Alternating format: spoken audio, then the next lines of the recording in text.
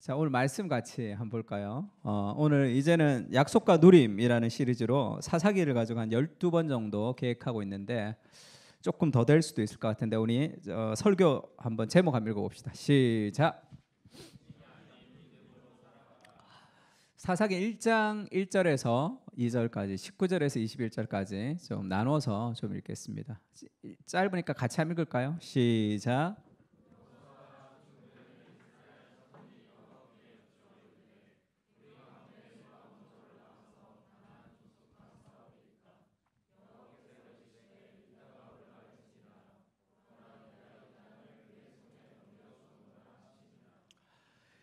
19절부터 21절까지인데 같이 읽을까요? 여호와께서 시작.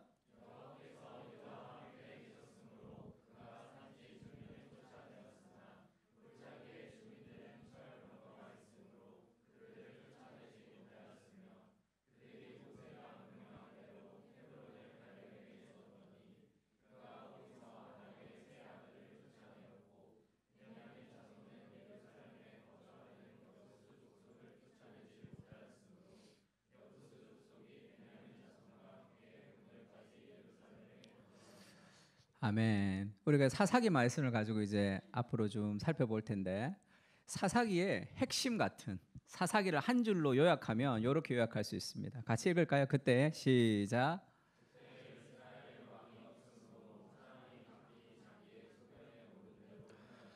사사기를 보면 오늘날과 비슷하다 그런 생각이 들어요. 그때 이스라엘에 왕이 없었기 때문에 사람이 자기의 소견에 옳은 대로 행하는 거죠. 내가 원하는 삶의 방식을 따라 살아가는. 왜 그러냐면 왕이 없기 때문에 그랬습니다. 그러니까 우리는 두 가지 종이다 이렇게 얘기했죠. 로마서에 보면 너희가 죄의 종이었더니 이제는 의의 종이 되었느니라. 너희가 죄의 종이었을 때는 성경을 따라 순종하든지 둘 중에 하나죠. 그러면 우리가 이제 뭐 성경을 읽으십시오, 기도하십시오 하는 그런 게 우리에게 굉장히 부담으로 다가오는 이유는 그런 걸 하지 않을 때 우리가 자유롭다고 생각하는 이유는 너희가 죄의 종되었을 때 의에 대해 자유한 거예요. 그것이 자유한 건데 감정의 노예로 살아가고 있는 겁니다. 그래서 누구를 섬기느냐가 중요하죠. 어떤 주인을 섬기느냐가 우리 인생의 어떤 갈림길이 되는 거죠. 그때는 왕이 없었기 때문에 자기가 주인이 되는 삶, 그 다음에 하나님이 주인이 되는 삶, 그 두 가지를 이해하네. 자기가 주인이 되는 삶, 그 다음에 하나님이 주인이 되는 삶, 그 두 가지를 이야기하고 있습니다. 존 스토트가 제자도를 하면서 제자도를 쓰면서 제자도에서 그 다양한 것들에 대해서 우리가 도전해야 되는데 그 중에 한 가지를 윤리적 상대주의 정신이 지금 이 시대에 흐르는 하나의 문화의 코드다 이렇게 얘기했습니다. 윤리적 상대주의라는 하나의 진리를 주장하는 것 자체가 잘못되었다라는 잘못된 생각을 하고 있기 때문이죠. 진리를 주장하는 것은 그것은 올바른 겁니다. 그게 배타적이 될 수가 없는 거예요. 그래서 이 푸코가 진리는 이 세상에 속한 일이며 다양한 형태를 지닌 통제의 산물일 따름이고 권력 효과들을 함의하고 있다. 쉽게 얘기하면 진리를 주장하는 이유는 권력을 잡기 위해서다 이렇게 얘기합니다. 그런 얘기 있죠. 교회에서 이제 그 동성애 목회자에게 그 목사직을 면직했던 그런 일들이 있습니다. 그거를 이제 굉장한 이슈로 많이 다뤘어요. 그래서 동성애를 지지하는 사람들이 굉장히 교회가 잘못된 일을 했다고 많이 얘기도 하고 했습니다. 근데 어떤 단체는 그 단체가 만들어졌다는 그 단체가 그 추구하는 방향이 있는 거예요. 모든 단체는 다 그렇습니다. 그 방향성을 잃어버리는 단체라는 것은 존재하지 않는 거죠. 그러면 만약에 그 동성애자예요. 동성애협회 회장입니다. 제가 동성애협회 회장이에요. 근데 어느 날 예수님을 영접했어. 그래서 동성애협회에 가서 그 사람들한테 회의를 하면서 그렇게 얘기하는 거예요. 저는 오늘부터 동성애가 이게 잘못됐다는 것을 깨달았습니다. 나는 신앙으로 귀의하게 된다 이제는. 그러면 동성애협회는 그 사람을 회장으로 두냔 말이에요. 우리는 자유를 존중하기 때문에 당신이 회장 자리에서 계속 동성애를 반대하는 일들을 하십시오라고 하지 않잖아요. 그러니까 모든 단체는 다 배타성을 띠는 것 자체가 잘못된 것은 아닙니다. 그러니까 윤리적 상대주의가 만연되는 세상 속에서 우리가 절대 진리, 우리가 말씀, 어떤 그런 기준 이런 것들 다 무시하면서 살아가지만 그렇지가 않은 거죠. 사랑도 마찬가지죠. 내가 마음대로 하는 게 사랑이 아니고 내가 원하는 대로 하는 게 사랑이 아니에요. 그것은 정욕이죠. 그건 사랑이라고 할 수 없습니다. 사랑은 자유를 스스로 제한하는 것이다. 팀 켈러가 그렇게 얘기했는데, 사랑하는 관계가 건강해지려면 서로 독립성을 잃어버려야 되겠죠. 서로의 독립성을 주장하게 되면 그러면 갈등이 일으키는 거죠. 그래서 양성평등, 이것은 연합을 이룰 수 없다 그랬어요. 공정, 평등, 연합을 이룰 수 없다 그랬습니다. 성경은 가부장도 아니지만 이 페미니즘도 아니에요. 다 일로 와야 돼. 가부장은 이쪽으로 와야 되고 페미니즘은 이쪽으로 와야 됩니다. 평등을 주장하는 것은 관계를 깨트리는 거예요. 평등할 수 없다고 그랬죠. 내가 오늘 설거지 한번 했으니까 당신은 오늘 설거지 한번 하세요. 그건 평등할 수 없어요. 왜 평등할 수 없냐면, 정말 평등하려면 오늘 소모했던 칼로리를 다 계산해야지. 내가 직장에서 썼던 칼로리 몇 칼로리, 네가 오늘 여기서 집에서 썼던 칼로리를 계산해야지 공평하죠. 근데 그거 칼로리 계산한다고 공평하냐? 아니죠. 기초 대사량이 다른데 어떻게 공평해? 그러니까 공평이라는 것은 그건 있을 수 없는 거. 그거는 그 기브앤테이크에 불과합니다. 그리스도를 경외함으로 피차 복종하는 거예요. 사랑이라는 것은 스스로의 자유를 제한하는 겁니다. 그래야지 서로가 연합이 이루어지는 거죠. 그러니까 건강한 사랑의 관계는 독립성을 잃어버리는 거예요. 서로가 사랑에 빠지면, 왜냐하면 상대방을 기쁘게 해주고 싶잖아요. 나의 시간과 돈과 에너지를 사용해서 상대방을 기쁘게 해주고 싶은 게, 그게 사랑이죠. 누가 나서서 부탁하지 않아도 무슨 일인지 다 해주려고 하죠. 상대를 즐겁게 해줄 일을 사소한 거 하나까지 연구하고 공부하잖아요. 돈을 들고 큰 불편이 따르더라. 이게 뭐야? 그 사람이 이 여자한테 모든 걸 다 해주고 싶다 이렇게 얘기하니까 그 친구가 어안이 벙벙해진다는 거예요. 완전히 저 친구 코가 깼다. 너 완전히 코 깼구나. 이렇게 친구가 놀린다는 거예요. 근데 그렇게 친구는 그렇게 생각할지 모르지만 사랑에 빠진 당사자의 속마음은 천국이 따로 없다. 이런 거예요. 그렇게 그 사람을 위해서 시간과 돈과 에너지를 쓰는 거, 그게 내 안의 기쁨이란 말이에요. 그러니까 사랑이라는 것은 내가 원하는 것을 원하는 방식으로 취하는 것이 아니라 무언가를 상대방을 위해서 나의 자유를 제한하는 것이, 그게 사랑입니다. 그러니까 우리가 하나님을 사랑한다고 할 때, 하나님을 위해서 기쁘게 나의 시간과 삶과 그것을 제한하며 살아가는 거예요. 하나님을 사랑한다고 얘기하지만 내가 원하는 삶의 방식을 따라 살아가는 것은, 그것은 참된 사랑이 아니죠. 그래서 우리가 사랑으로 순종하기를 원하죠. 너희가 하나님을 섬기겠느냐, 다른 신을 섬기겠느냐, 하나 결정해. 어느 게 더 유익하냐, 그렇게 얘기하지 않아요. 네가 따져봐, 계산해봐. 계산해서 이게 더 유익하면 이거 선택하고 저게 더 유익하면 저게 선택하고, 그렇지도 않아요. 신앙은 그렇게 얘기하지 않습니다. 신앙은 하나님의 사랑을 우리에게 부어주신다고. 그 사랑 안에서 기쁨으로 순종을 선택하는 거예요. 자발성을 선택하는 거죠. 그래서 그리스도의 사랑이 우리를 강권하시는 도다 이렇게 얘기했습니다. 그래서 하나님이냐 우상이냐 이렇게 얘기했을 때, 이거 둘 중에 어떤 게 나에게 유익하지가 아니라 하나님의 사랑 때문에 그 은혜가 우리를 순종의 자리로 나아가는 거예요. 그리스도의 사랑이 우리를 강권한다 할 때 그걸 컴펠이라는 단어를 씁니다. 그리스도의 사랑이 우리를 계속 강하게 몰아간단 말이에요. 그러니까 그 사랑의 경험이 하나님을 기쁘게 선택할 수 있도록 하는 거, 그것이 신앙의 어떤 본질 같은 거죠. 그런데 사사기는 이게 반복돼요. 죄를 짓고 압제를 당해. 죄의 결과 압제를 당하죠. 힘드니까 기도합니다. 그럼 하나님이 구원해줘요. 다시 잊어버리고 다시 죄를 짓고 하는, 이것이 반복되는, 악순환이 반복되는 게 사사기의 특징인데, 사실 이렇게 반복되는 게 아니라 이렇게 반복돼요. 하강형 나성구조. 죄를 짓고 압제당하고 강구하고 구원하고 망각하고 다시 죄를 지을 때는 상황이 좀 더 안 좋아지는 거예요. 그 다음에 다시 죄를 지을 때 상황이 더 안 좋아져. 그래서 마지막에 삼손까지 가면 그때는 거의 이스라엘이 거의 세상하고 비슷한 그런 상황이 됩니다. 점점 좋아지지 않는 상황이에요. 그래서 이 사사기를 총신대 김지창 교수님이 쓴 책 중에 사사기를 엔샬롬 교향곡이라고 이렇게 제목을 지은 게 있어요. 제목을 너무 멋있게 지었는데 엔샬롬 교향곡 이렇게 지으니까 뭔지를 몰라서 사람들이 안 사서 제목을 바꿨어요. 지금 이게 뭐 사사기인지 어떻게 알아? 엔샬롬 교향곡이라고 자기만 알도록 지어가지고 지금은 제목 바꿨습니다. 엔이라는 것은 히브리 말로 그것이 이 부정의 의미예요. 그러니까 엔샬롬 하면 샬롬을 누리지 못하는 거죠. 샬롬은 평화죠. 평화를 누리지 못한 교향곡입니다.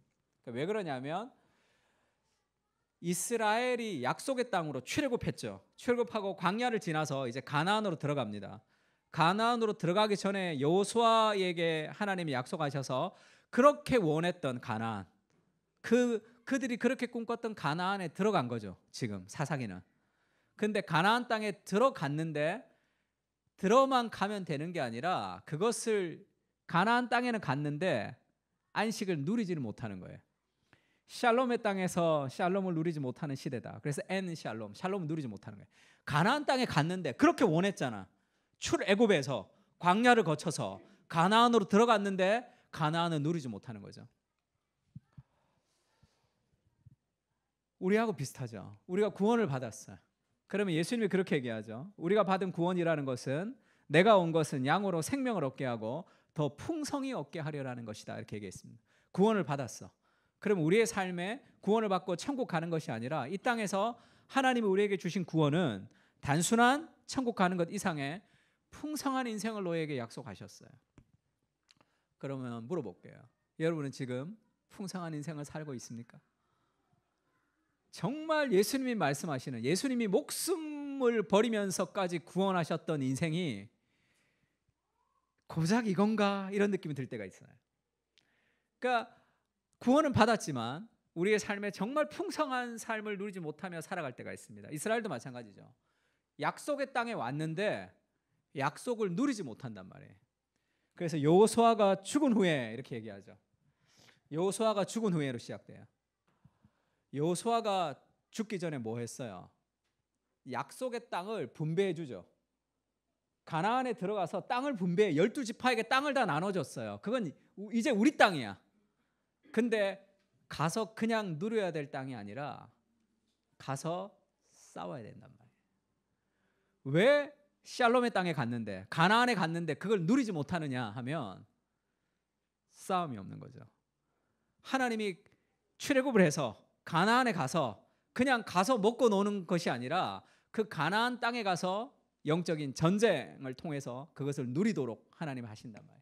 여호수아가 죽은 후에 이스라엘 자손은 여호와께 여쭈어 이르되 우리 가운데 누가 먼저 올라가서 가나안 족속과 싸우리까 이렇게 묻죠. 그 안식의 땅은 그냥 들어간다고 되는 게 아니라 싸워서 누려야 되는 땅이죠. 유다가 올라갈지어다 여호와께서 이르시되 유다가 올라갈지니라 보라 내가 이 땅을 그의 손에 넘겨 주었노라 하시니라 이렇게 얘기하죠. 이렇게 약속의 땅을 분배했습니다. 12지파에게 이미 분배했죠. 이것은 너희의 땅이다. 그리고 하나님 뭐라 그래요? 아까 보라 내가 이 땅을 그의 손에 넘겨 주었노라 이렇게 얘기하죠. 분배가 됐고 하나님의 약속이 있습니다. 그러면 싸우면 되잖아. 같이 읽을까요? 시작. 하나님은 약속하셨어요. 이것은 너희 땅이다. 올라가라. 내가 너희와 함께 할 것이다. 이렇게 얘기했단 말이에요. 약속은 있지만 이것을 누리지는 못하는 거죠. 싸워서 승리해야지만 누릴 수 있는 것인데 왜 누리지 못하죠? 약속이 있는데. 이 땅을 그의 손에 넘겨 주었노라. 올라가라. 그러면 올라가면 되잖아. 올라갔는데 어떻게 됐냐면 여호와께서 유다와 함께 계셨으므로 그가 산지의 주민을 쫓아내었으나 골짜기의 주민들은 철병거가 있으므로 그들을 쫓아내지 못하였으며 그 땅을 내가 너에게 다 주었다. 내가 너와 함께 할 것이다. 하나님이 약속을 주셨어요.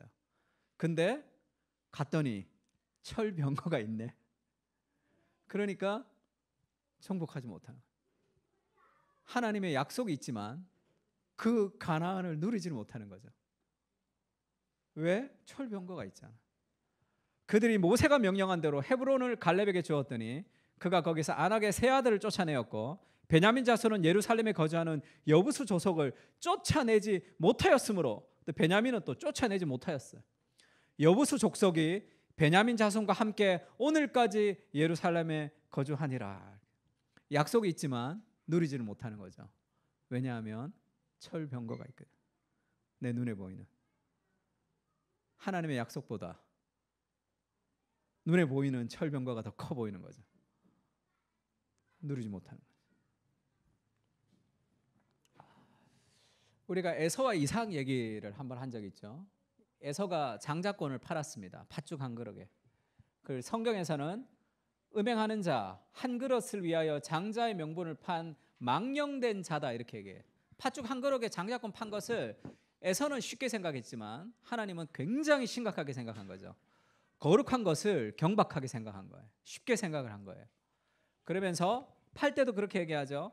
야곱이 이르되 형의 장자의 명분을 오늘 내게 팔라. 야곱이 그렇게 속이니까 사실 이렇게 판다고 해서 팔리는 것도 아니지만 야곱이 아주 꼼수가 있는 사람이라는 것을 보여주고 에서는 내가 죽게 되었으니 이 장자의 명분이 내게 무엇이 유익하리요 하면서 장자의 명분을 가볍게 여겼죠. 그래서 그 얘기 한번 한 적 있죠. 에서가 가지고 있었던 착각은 그의 사고가 사로잡힌 사고라고 했습니다. 그것을 상황의 과장이라고 얘기했어요. 팥죽 한 그릇 안 먹는 게 뭐 그렇게 죽게 될 정도의 일은 아니겠죠. 근데 자기는 죽게 되었다 이렇게 얘기하죠. 내가 죽을 것 같다 얘기하죠. 상상, 우리의 사고가 어디에 사로잡혀 있는지가 우리의 삶을 결정합니다. 철병거가 있으므로 내가 정복하지 못하겠습니다 할 때 그것은 점점 이 상황을 과장하게 돼 있어요. 그래서 거룩한 하나님의 말씀이 우리 안에 충분히 젖어들지 못하면 보이는 환경이 커 보이게 돼 있습니다. 그러면 아무리 약속이 있어도 누리지는 못하는 거죠. 왜냐하면 이게 커 보이거든요. 그러니까 누군가를 미워하는 마음이 있을 때도 처음에는 그것이 내 안에 들어오죠. 그러면 그것을 내가 좀 거부하고 우리가 좀 하나님의 은혜를 묵상하고 그러면 좋을 텐데 그거를 묵상하죠. 그게 나한테 그래? 와 이러면서 점점 묵상에 묵상을 더하면 성경에서는 그게 쓴 뿌리가 된다 이렇게 얘기합니다. 그렇게 그것을 자꾸 묵상하면 어떻게 돼요? 상황이 과장되죠. 그래서 그 인간은 완전 나쁜 놈이 돼버려요. 나중에 그 미움이 커지면 어떻게 되는지 알아요? 미움이 극도로 커졌는데 그 인간이 회개해버리면 완전 인생이 무너져요. 그렇게 과장이 돼요. 믿음이라는 것은 보이지 않는 현실이다 이렇게 얘기했죠. 골리앗도 마찬가지예요. 골리앗 얼마나 커 보여요. 늘 얘기하죠. 이스라엘 군인 중에 다윗하고 싸울 사람 하면 이길 사람 엄청나게 많겠죠. 엄청나게 많이 나왔을 거야. 근데 골리앗하고는 못 싸운단 말이에요. 두렵거든요. 왜 그렇죠? 보이는 세상이 자기의 사고를 사로잡기 때문에 그렇습니다. 그래서 믿음이라는 것은 보이지 않는 현실이에요. 뭐가 더 생생한가? 뭐가 더 현실인가? 하나님이 함께 계시는 것이 더 생생한 삶의 현실인가? 아니면 아무리 하나님이 함께 계신다고 우리가 설교를 듣고 성경을 읽어도 내 눈에 보이는 현실이 더 커져 있는가요?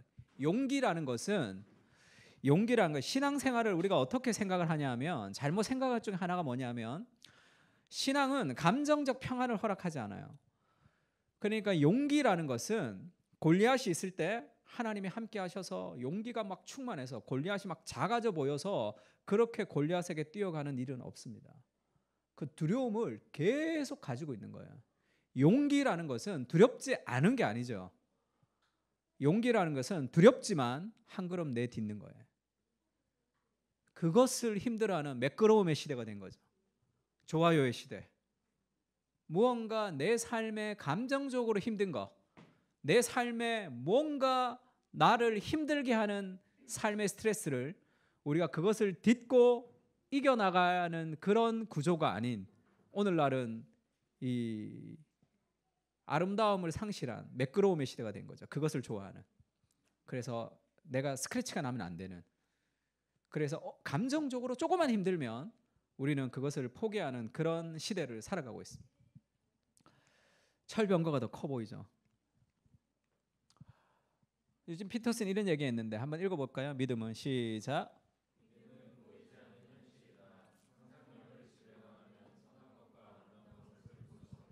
상상력을 지배당하면 선한 것과 아름다운 것을 구분할 수 없습니다. 그러면 상식적인 삶을 살아갈 수밖에 없어요. 하나님이 함께 계셔도 무리를 걷지를 못하는 거예요. 보트에서 나오지를 못하는 거죠. 폭풍 치는 바다의 한가운데 예수님이 계시는데 어디가 더 안전한 것이냐? 이 보트 안이 안전하냐? 아니면 폭풍 치지만 그리스도가 계신 그 바다 위가 안전한지? 그렇게 우리가 이 한 걸음을 내디딜 수 없는 삶을 살아갈 수 있는 거죠. 하나님의 신비에 눈뜨는 영성이라는 책이 있습니다. 제목이 굉장히 좋죠. 여기서 유진 피터슨이 그렇게 얘기해요. 크리스찬의 삶은 타락으로 인해 상실된 영역을 회복하는 것이다. 우리는 여러 사물과 개념들, 사람과 사건들, 그런 복잡한 현실 속에서 성경을 만나고 읽죠. 수많은 복잡한 환경 속에서 우리는 성경을 읽는단 말이에요. 그래서 자아로 가득 찬 우리 영혼과 죄로 흐려진 눈에 의해 지나쳐버리기 쉽다는 거예요. 왜냐하면 복잡한 삶의 현실 속에서 우리가 말씀을 보니까 이 자아로 가득 찬 영혼과 죄 때문에 그 성경을 읽지만 그것이 막 지나쳐버릴 때가 많다는 거예요. 그러다가 눈을 뜨는 순간을 마주친다는 거죠. 하나님의 신비에 눈 뜨는 순간이 있는 거죠. 아, 이렇게 보이는 세상 속에 살아가지만 보이지 않는 하나님이 함께 하신다는 그 하나님의 신비에 눈을 떠야 되는 거죠. 그래야지 사망의 음침한 골짜기를 걸어갈 수 있는 용기가 생긴단 말이에요. 통과할 수 있는. 그렇지 않는 신앙은 힘든 것을 견딜 수 없는 신앙으로 살게 됩니다. 단언하건대 인생의 의미는 없는 거예요. 하나님은 우리를 편안한 삶으로 부르지 않았습니다. 그러면 천국으로 인도했겠죠. 이 땅의 삶에서 우리가 천국의 교회와 이 땅의 교회의 가장 큰 차이는 뭐죠? 천상의 교회와 이 땅의 교회의 가장 큰 차이는 뭡니까? 영적 전쟁이죠. 천상의 교회에는 전쟁이 없습니다. 이 땅의 교회는 싸워야 할 싸움이 있는 거예요. 우리가 해야 할 소명이 있단 말이에요. 힘들지만 그것을 이루어 가며 살아가는 삶이 정말 인생의 의미는 거기서 흘러나오는 겁니다. 마태복음 6장 27절 같이 읽을까요? 시작.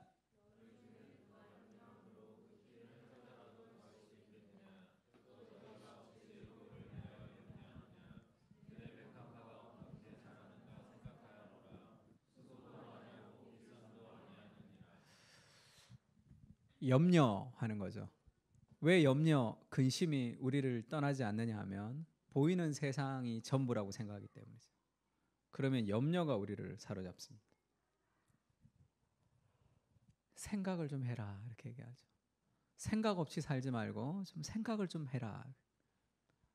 왜 염려하느냐? 들의 백합화가 어떻게 자라는지, 수고도 아니하고 길쌈도 아니하는데 들의 백합화가 자라지 않냐? 하나님이 그것까지, 오늘 피었다 지는 풀까지도 하나님께서 그것을 섭리하신다는 거예요. 근데 왜 우리가 염려하는 거죠? 보이는 세상 속에서 하나님의 섭리를 볼 수 없거든요. 왜 볼 수 없냐? 생각이 없기 때문이죠. 생각. 삶을 생각. 신앙이라는 것은 사고하는 겁니다. 믿음이라는 것은 사고하는 거예요. 마틴 로이 존스 목사님이 믿음이 없다는 것은, 불신앙이라는 것은 사고하지 않는 것이다. 사고하지 않는 것이 왜 불신앙이죠? 힘들면 힘들다. 어려우면 어렵다. 감정대로, 내 생각이 떠오르는 대로, 내 감정이 가는 대로 그냥 그렇게 끌려가며 살아가는 거죠. 내 영혼아, 네가 왜 낙심하느냐? 하나님을 바라라. 그렇게 내 자아에게 내가 말을 해야 되는데 내 자아의 말을 내가 듣고 살아가는 거죠. 그래서 신앙이라는 것은 첫 번째로 사고하는 겁니다. 생각하는 거예요. 육신을 따르는 자와 영을 따르는 자의 가장 큰 차이가 뭡니까? 육신을 따르는 자는 육신의 일을, 영을 따르는 자는 영의 일을 생각하는 거예요. 제가 예언의 은사가 있다 얘기했죠. 여러분의 10년, 15년 뒤를 정확하게 맞출 수 있습니다. 어떤 예언의 은사 가진 사람보다도 더 정확하게. 여러분이 오늘, 여러분이 요즘 가장 많이 생각하는 게 뭡니까? 인생은 그렇게 될 거예요. 반드시 그렇게 됩니다. 내가 무엇을 생각하는지, 내가 무엇을 묵상하는지. 그래서 아무도 없는 그런 공허한 오후에 내 안에서 떠오르는 백일몽이라고 그러죠.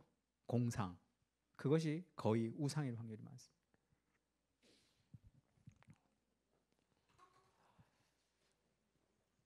아무것도 염려하지 말고 모든 일에 기도와 간구로 너희 구할 것을 감사함으로 하나님께 아뢰라. 그리하면 모든 지각에 뛰어난 하나님의 평강이 그리스도 예수 안에서 너희 마음과 생각을 지키시리라.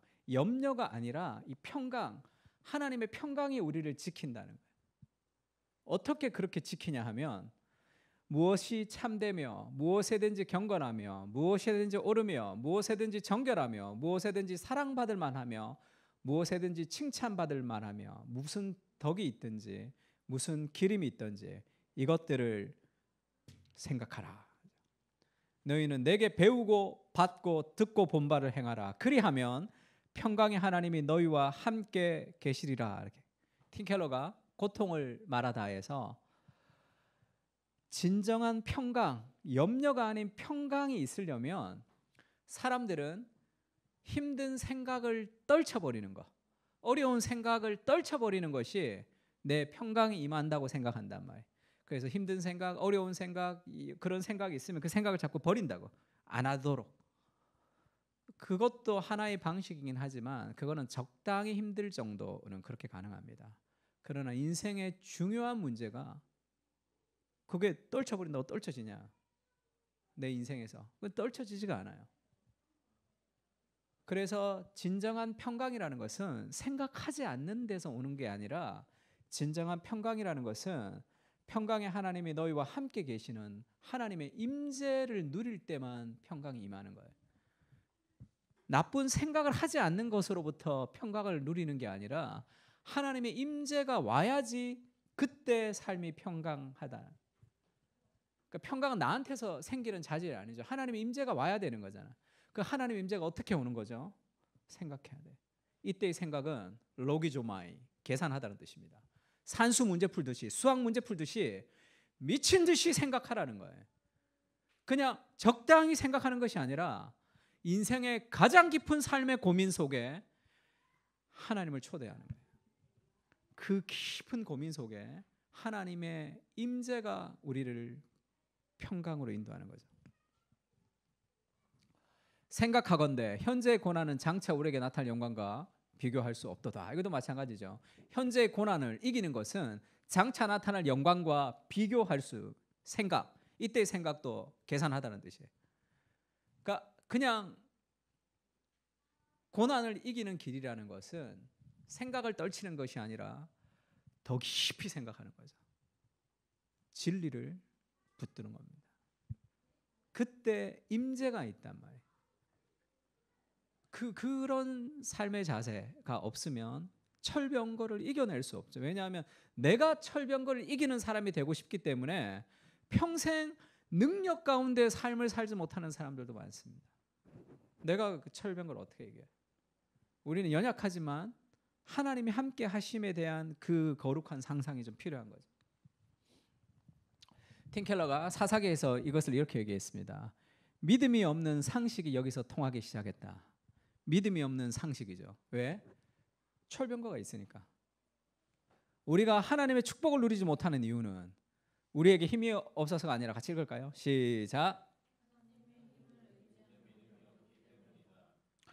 우리에게 힘이 없어서가 아니라부터 한번 읽읍시다. 시작.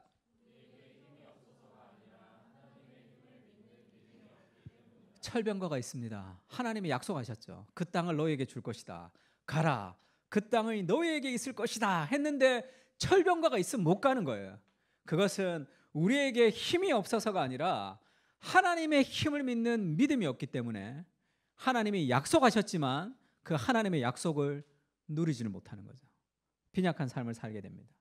우리 자신을 의지하거나 혹은 단순하게 순종하는 대신에 하나님과 동행하는 근거를 우리 계산해 두면 우리는 유다처럼 결정하게 되죠. 사상에는 결국 절반의 제자도가 완전한 상실로 이어진다는 것을 보여준다. 그들을 남겼기 때문에 그들이 결국 가시가 되어서 이스라엘을 무너뜨리게 되는 거죠. 절반의 제자도는 결국 그 절반이 우리를 사로잡게 되어 있습니다. 왜 우리가 하나님 앞에 순종해야 되느냐 하면, 우리가 하나님 앞에 하나님 왜 그렇게 나 외에 다른 신을 섬기지 말라고 소리를 치느냐 하면, 그것은 자기만을 사랑해 달라고 외치는 여자친구의 외침 같다. 누가 그래서 하나님이 싫다 이런 얘기를 제가 한번 들었는데, 그건 뭘 모르는 소리죠. 우리가 하나님에게 순종하지 못하면 다른 것에 순종하게 되어 있습니다. 우리가 하나님에게 복종하는 삶을 살지 못하면 다른 무엇에 복종하는 삶을 살게 되어 있기 때문에 그렇죠. 그것은 우리를 자유롭게 하지 못합니다. 우리를 노예로 삼는 거죠. 믿음이 없는 상식, 이 믿음을 따라 살아가는 삶이 좀 필요하죠. 이번에 호치민에 가서도 처음에 갔더니 딱 그 교회 상황을 듣고 첫 번째 말씀을 딱 전했더니, 이 교회에서는 내가 준비했던 이 말씀 상황이 너무 한국하고 다르더라고요. 그래서 오전에 말씀을 전하고 저녁에 집회가 있는데 중간에는 호텔에 가서 설교 준비했어요. 그 다음에 저녁 말씀 끝나고 밤새 다시 설교 준비하고, 나 또 PPT를 만들어야 되잖아. 그러니까 뭐 이걸 밤새 만들고, 그 다음에 또 점심에는 설교 준비하고 설교 준비하고 뭐 그냥 피를 말리는 거지. 하루하루를 막 이렇게 만들어야 되니까. 근데 말씀을 전하고 기도하면 하나님 부어주실 마음이 있다고. 그러니까 우리 그 목사님이 그러더라고. 나 강사가 와서 그 설교 끝나고 기도할 때 그렇게 통곡하는 사람 처음 봤다 그러더라고. 그래서 뭐 그 교회를 향한 마음도 있고, 내가 그 교회를 향한 마음도 있고, 나는 무엇이며 내 집은 무엇이간데 주께서 내게 이런 은혜를 부어 주십니까? 라는 그런 충만한 은혜가 있죠. 인생의 의미는 어디서 오는지 압니까? 다른 사람의 인생을 섬기는 통로가 될 때 인생의 의미는 거기서 오는 거예요. 나의 만족을 추구하는 삶이 아니라 우리가 하나님의 은혜를 가지고 하나님의 은혜를 나눌 때, 가서도 뭐 설교하는 건 힘들었지만 사람들을 만나서 대화하는 것은 즐거웠습니다. 우리 목사님들 만나서 대화하면서, 그 다음에 성도님들 만나서 대화하면서, 그 뭐라고 짧은 대화 그 짧은 메시지 하나하나에 사람들이 은혜를 받고 회복되는 그런 기쁨이 있는 거죠. 가서 잠을 뭐 몇 시간 그 호치민에서 얼마 자지를 못했던 것 같아요. 그리고 어제는 또 부산에 내려갔다 왔습니다. 근데 내려가는 건 힘들지만 내려가서 그 목사님들, 지난번에 제가 작년에서 거기서 강의를 했는데, 강의를 하다가 어떤 하나의 메시지가 그 목사님 마음을 건드렸어요. 그 목사님이 이렇게 마지막에 끝나고 저를 붙들고 목사님 얘기를 좀 하자 해서 본인 얘기를 쭉 하더라고요. 정말 풍성한 삶이라는 것은 시간과 돈과 에너지를 나를 위해서 사용하는 것이 아니라 시간과 돈과 에너지를 누군가를 위해서 사용할 때 오는 겁니다. 뭐 맛있는 거 먹긴 했죠. 근데 그것은 그렇게 중요하지도 않아요.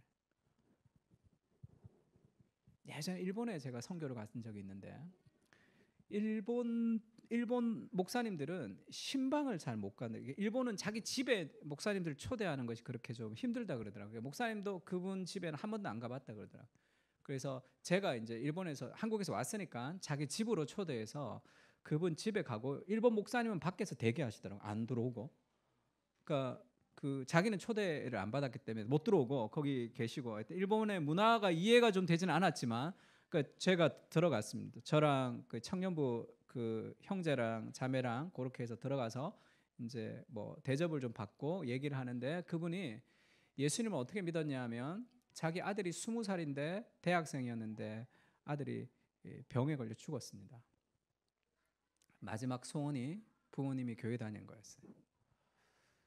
그래서 교회를 다녔다.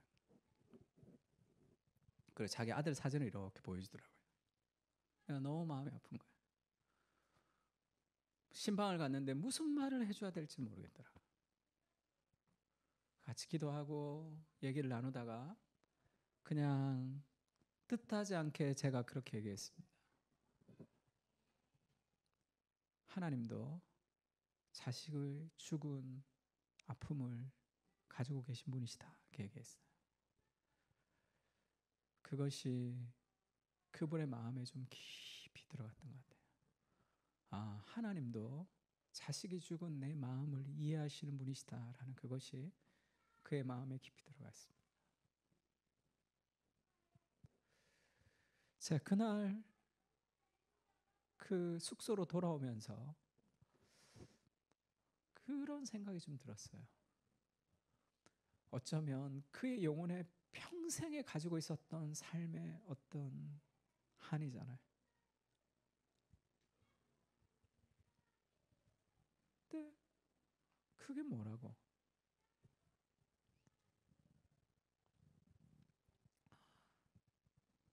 인생은 사람을 위해서 살아가는 거예요.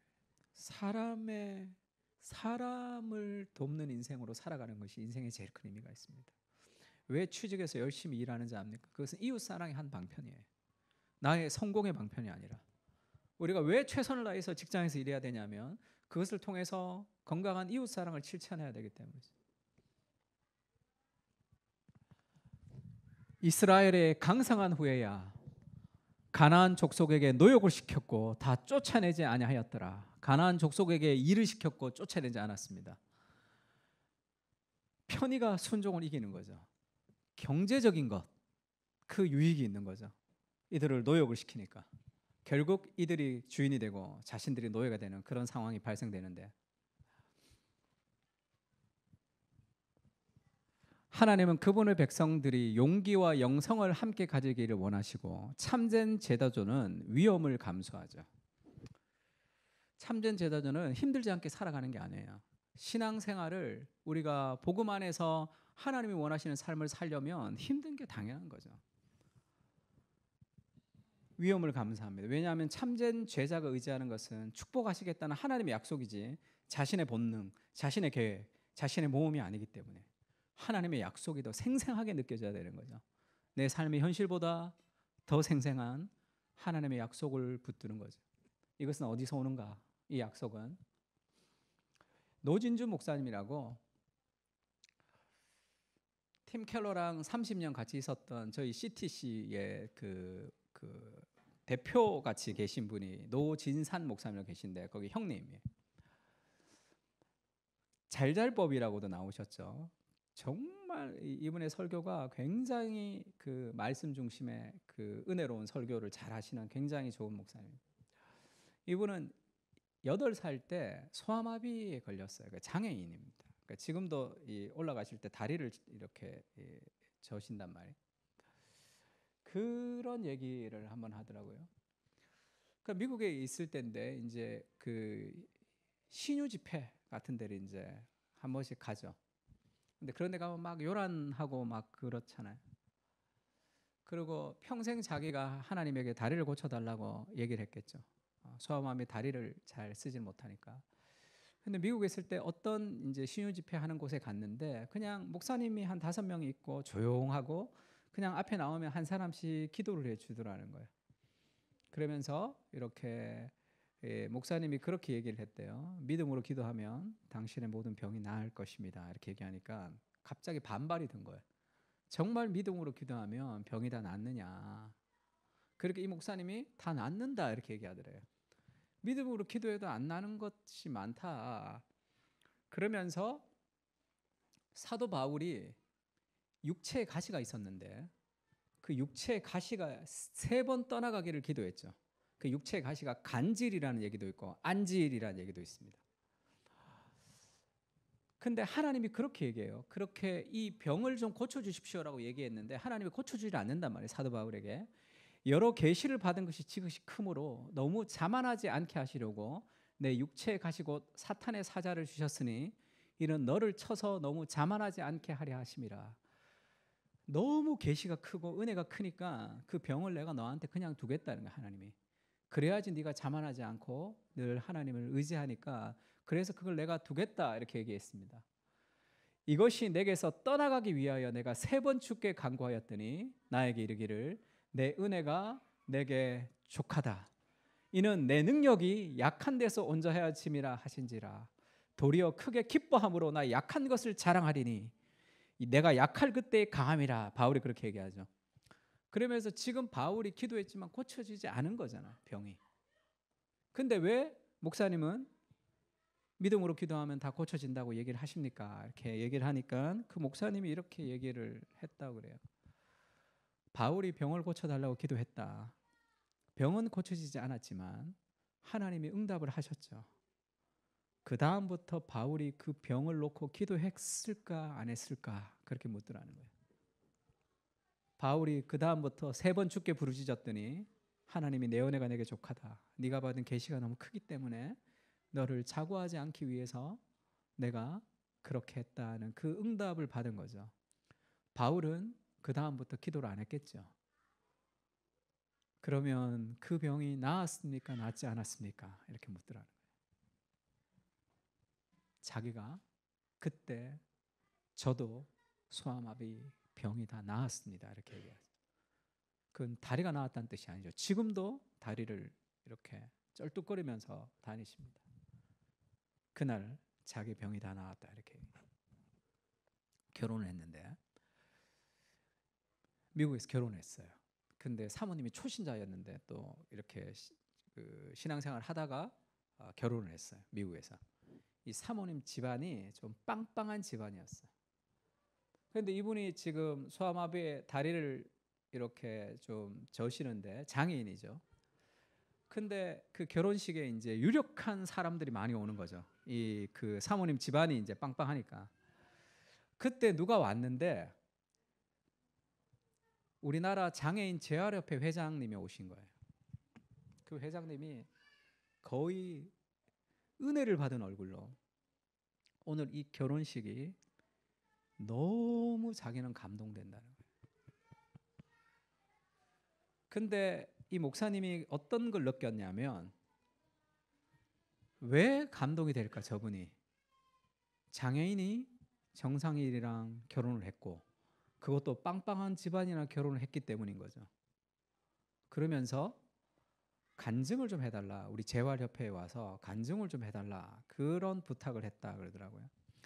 그때 목사님이 그렇게 얘기했습니다. 그렇게 간증을 할 때 사람들에게 뭐를 보여주겠어요? 장애인도 하나님이 복 주시면 정상인과 결혼할 수 있고 좋은 결혼도 할 수 있다라는 걸 보여주는 겁니까?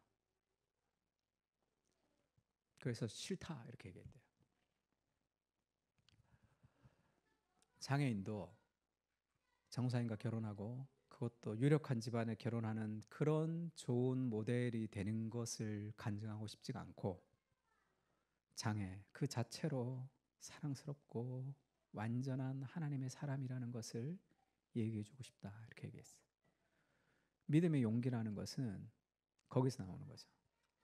믿음의 용기라는 것은 내가 부족하지만 내가 더 열심히 노력해서 내가 더 열심히 수고해서 내가 이런 믿음의 사람이 되어서 하나님 앞에 쓰임 받아야 되겠다가 아니라 지금 내가 하나님 앞에 완전히 사랑받는 하나님의 사람이라는 것을 기억하면서 용기가 생기는 거예요. 그럼 우리가 철병거를 이길 수 있는 용기를 가지려면 내가 지금 있는 모습 그대로 하나님의 완전한 사랑을 받고 있다는 삶의 확신을 가질 때 우리는 그 용기를 가질 수 있습니다.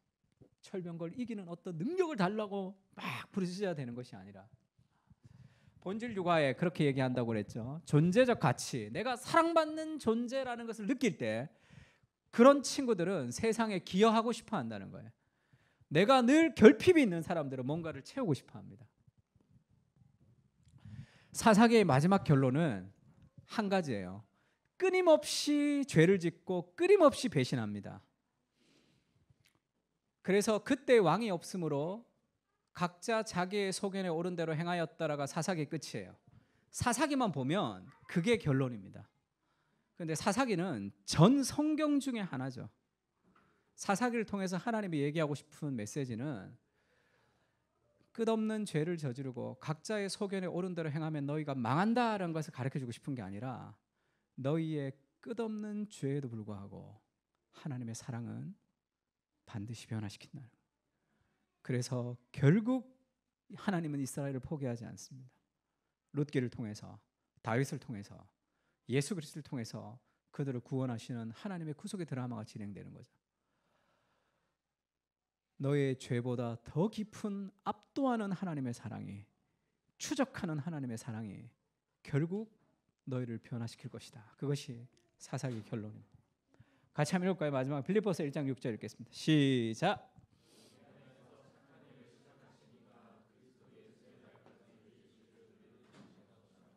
이것을 좀 확신해야 돼요. 우리의 죄보다 더 크신 하나님의 사랑이 있다는 것을 좀 기억하고, 사사기에 끝없이 반복되는 죄는 우리의 모습이죠. 그러나 끝없이 하나님을 회복시키면서 결국 그리스도를 통해서 우리를 구원하시는 단계까지 나오는 거죠. 목사님, 이 말씀이 정말 맞습니까? 누가 그렇게 물었는데, 나의 안에 착한 일을 시작하시니까 그리스도 예수의 날까지 이루실 줄을 우리가 확신하노라. 근데 그렇게 안 되는 사람은 어떻게 되는 겁니까? 그렇게 묻더라고요. 왜 그렇게 안 되는지 알아요? 믿지를 못해서 그렇습니다. 꽂으면 되는데, 꽂으면 전원이 흐르는데 철병거 앞에서 포기해서 그런 거죠. 하나님이 철병거를 다 무너뜨려 주지는 않는 거죠. 그런 삶의 믿음, 우리의 인생을 따라오시는 하나님의 그 깊은 사랑이 결국 우리에게 은혜가 용기를 가진다는 것을 좀 기억하면 좋을 것 같습니다. 우리 아까 불렀던 찬양 중에 Goodness of God이라는 찬양이 있죠. 주님 사랑합니다. 왜냐하면 주님의 자비는 절대 결코 내 인생에 떨어진 적이 없죠. 내가 죄를 지을 때도, 내가 실패할 때도 하나님의 자비는 여전히 나와 함께합니다. 내 모든 날은 당신의 손이 붙들고, 지금도 붙들고 있다는 뜻이죠. 내가 깨어난 그 순간부터 내가 잠들 때까지, 내가 태어난 그 순간부터 내가 죽을 때까지 하나님의 선하심이 계속 추적하고 있단 말이에요. 그래서 나는 그 하나님의 선하심을 내가 노래할 것입니다. 이렇게 얘기하죠. 내 삶의 모든 날 동안 하나님은 내게 신실하셨고 지금도 신실하십니다. 이거를 우리가 다 늙어서 마지막에 천국 가기 전에 우리의 인생을 돌아보면서 이렇게 고백하는 거죠. 우리의 모든 날에 당신은 so 정말로 하나님이 내게 선하셨습니다. 내가 쉴 수 있는, 내가 할 수 있는 모든 호흡을 다해서 나는 하나님의 선하심을 노래할 것입니다. 당신의 소리가, 보이스가 얼마나 좋은지요.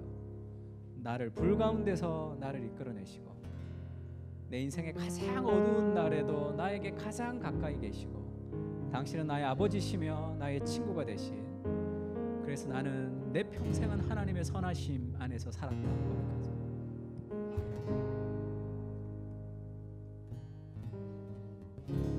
Your goodness is running out. 하나님의 선하심이 나를 막 쫓아오죠. 죄악으로 막 달려가는 우리의 모습 속에서도 하나님의 선하심이 더 빠른 속도로 우리를 쫓아온다.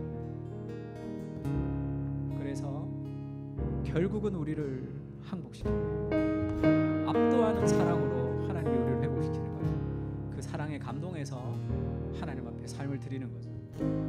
같이 한번 찬양. 이제는 우리 주 예수 그리스도의 은혜와 하나님의 무한하신 사랑과 성령님의 교통하시는 은사가